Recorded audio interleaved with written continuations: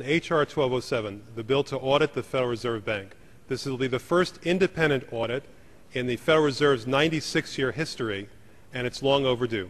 Months ago, I asked the Vice Chairman of the Federal Reserve who received the $1 trillion in funds that the Federal Reserve has handed out to domestic institutions. He said, "I'm not going to tell you."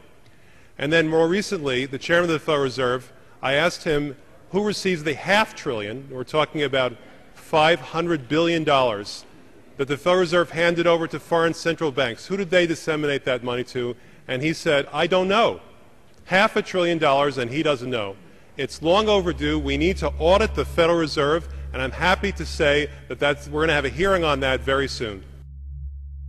The only way, really, America can get out of the current mess is you've got to shut the Fed down completely, get rid of the Fed. You've got to put the money printing mechanism back under the roof of the federal government instead of outsourcing it to the Fed. Why were the bank's front men, Alan Greenspan and Ben Bernanke, all over the news saying that they were above the law? What is the proper relationship, what should be the proper relationship between a chairman of the Fed and a president of the United States? There is no other agency of government which can overrule actions that we take. What the relationships are don't frankly matter. A grassroots movement demanding that the private Federal Reserve be nationalized exploded in size across the country. The momentum had shifted. Now the arrogant central bankers were the ones running scared. They had planned to use their stage crisis to bring in an all-powerful central bank of the world. Immediately, every country goes into action at the same time. The International Monetary Fund is mentioned at the G20 meeting. They say that it must be brought to its full power, and we need a Bretton Woods Part 2 for world taxation. What is global government? For decades, the media denied it existed. But now they're saying, oh yes, there's going to be a global government, a new bank of the world, and we're going to pay our carbon taxes to it. What is it? It's nothing more than a private, hostile, corporate takeover of every sovereign nation on earth.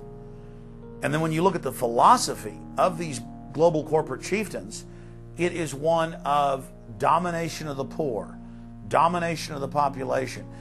It is a view that human life just isn't cheap.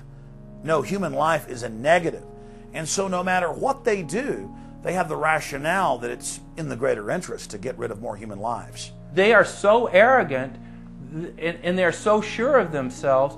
They're saying, yes, we created the European Union, we created the Euro, and these are from the people of the Bilderberg. We are going to create a world bank. We're going to create a world government. They're saying it out loud and clearly. Suddenly, across the planet, their regional front banks had been identified by sovereign populations as the illegitimate shadow governments that they are. The controllers had moved too quickly and revealed their hand. Populations around the globe were seeing through the establishment's facade, past the puppet governments, and to the global architects that were pulling their strings. Where are the American people? Why have they lost their dignity? What is stopping them from speaking out? Why have they become little mice that follow Pied Pipers? How can they look up to these pathetic politicians? Go sit down. I have a question for this young man. He has the right to be represented. I'm his father, and I want to talk to you face to face. Look at your. Why not a lobbyist with all kind of money to stuff in your pocket so that you can cheat the citizens of this country? So I'll leave, and you can do whatever the hell you please to do. One day God's going to stand before you, and he's going to judge you and the rest of your damn cronies up on the hill. And then you will get your just desserts.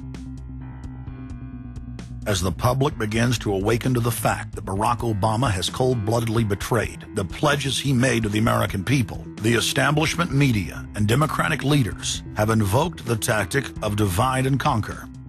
Is think they're astroturf? You be the judge of carrying swastikas and symbols like that to a town meeting on health care? An overwhelming portion of the intensely demonstrated animosity toward President Barack Obama is based on the fact that he is a black man.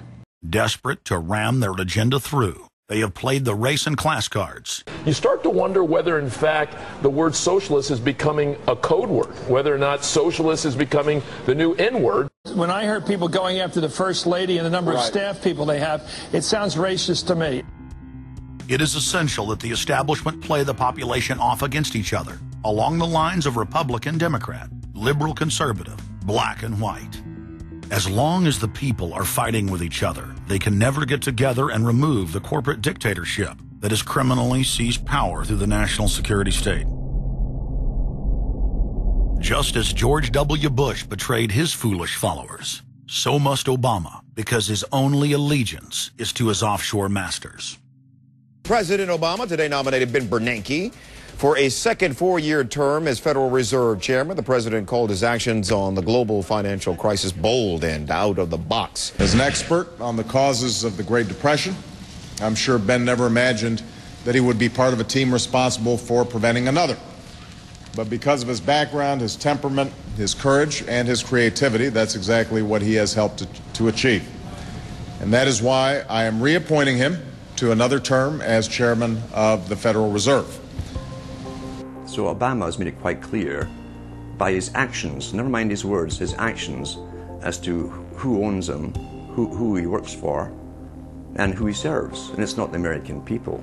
It is so obvious to anyone paying attention that the President of the United States is not the real person in control. Whether it is Gerald Ford or Jimmy Carter or Ronald Reagan or Clinton or Bush or Bush, Obama is no different. And to think that he is an independent figure is just crazy. And as Franklin Delano Roosevelt said, presidents are selected, they are not elected. Obama pledged that he would end NAFTA and GATT, and has since fought to expand both of them. Obama promised that he would have the most transparent administration ever, and he is already more secretive than Bush and Cheney ever were, even making it a secret who visits the White House. I can make a firm pledge. If your family earns less than $250,000 a year, If you make less than $250,000 a year, if you are a family making less than $250,000 a year, you will not see your taxes increased a single dime. You will not see your taxes go up. you will not see your taxes increase one single dime. Not your capital gains tax, not your payroll tax, not your income tax, no tax. Not your income tax, not your payroll tax, not your capital gains taxes, not any of your taxes. Not your payroll tax, not your capital gains tax, not your income tax, no tax. Your taxes will not go up. Because the last thing you need is higher taxes when we're in a recession like this, and you won't get one under an Obama administration. Obama made the centerpiece of his campaign the pledge that taxes would not be raised on anyone making under $125,000 a year. He has since gone back on that promise as well, and has proposed new taxes on payroll, energy, home mortgage deductions, and scores of other taxes. He made a pledge. He said, I'm not going to raise taxes on anyone making under $250,000. Is that pledge still active? We are going to let the process work its way through it. So it's not. So it's not. So it's not. We're going to let the process work its way through it. All right? The Senate is looking especially at this issue of capping the deductions for health care that employers and employees now get. That would be an tax increase for many families earning under $250,000, but the president said he was open to it, so that means that the tax pledge he made back in September is no longer operative? Obama said he was going to abolish the Patriot Act. He now vigorously defends it. We saw the same type of flip-flop when it came to warrantless wiretapping of the American people. Look what Obama's done with wiretapping, surveillance. He's brought it to heights even beyond what George Bush, the disgusting levels that he brought it to. So we have more surveillance. Now they're talking about, what is it called, cybercom, the new Pentagon secret cyber society that's going to be watching over us. To get those terrorists, we got to get those terrorists. So now they'll be invading our privacy even more. So, I mean, it really almost makes you ask the question, would it have been better if we never invented the internet?